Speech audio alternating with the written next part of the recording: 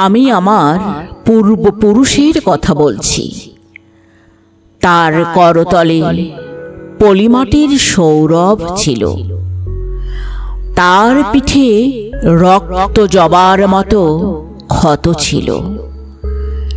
তিনি অতিক্রান্ত পাহাড়ের কথা বলতেন, অরণ্য এবং সাপদের কথা বলতেন, পতিত জমি আবাদের কথা বলতেন। তিনি কবি এবং কবিতার কথা বলতেন। জিহ্বায় উচ্চারিত প্রতিটি সত্য শব্দ কবিতা, কর্ষিত জমির প্রতিটি শস্যদানা কবিতা।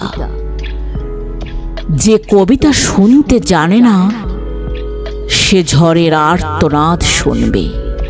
যে কবিতা শুনতে জানে না, সে দিগন্তের অধিকার থেকে বঞ্চিত হবে। যে কবিতা শুনতে জানে না, সে আজন্ম কৃতদাস থেকে যাবে। আমি উচ্চারিত সত্যের মতো স্বপ্নের কথা বলছি। উনুনের আগুনে আলোকিত একটি উজ্জ্বল জানালার কথা বলছি। আমি আমার মায়ের কথা বলছি। তিনি বলতেন, প্রবাহমান নদী যে সাঁতার জানে না, তাকেও ভাসিয়ে রাখে। যে কবিতা শুনতে জানে না, সে নদীতে ভাসতে পারে না। যে কবিতা শুনতে জানে না, সে মাছের সঙ্গে খেলা করতে পারে না। যে কবিতা শুনতে জানে না, সে মায়ের কোলে শুয়ে গল্প শুনতে পারে না। আমি কিংবদন্তির কথা বলছি। আমি আমার পূর্বপুরুষের কথা বলছি।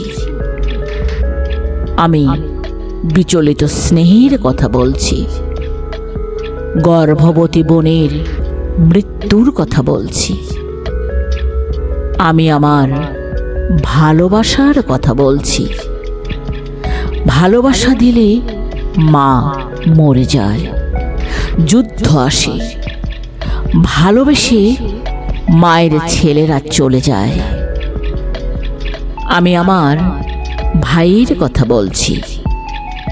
যে কবিতা শুনতে জানে না, সে সন্তানের জন্য মরতে পারে না। যে কবিতা শুনতে জানে না, সে ভালোবেসে যুদ্ধে যেতে পারে না। যে কবিতা শুনতে জানে না, সে সূর্যকে হৃৎপিণ্ডে ধরে রাখতে পারে না।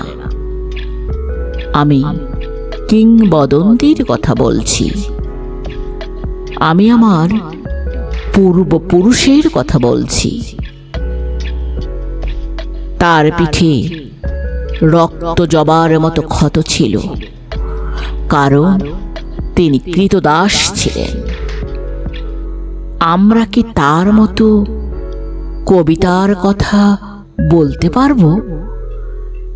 আমরা কি তার মতো স্বাধীনতার কথা বলতে পারবো?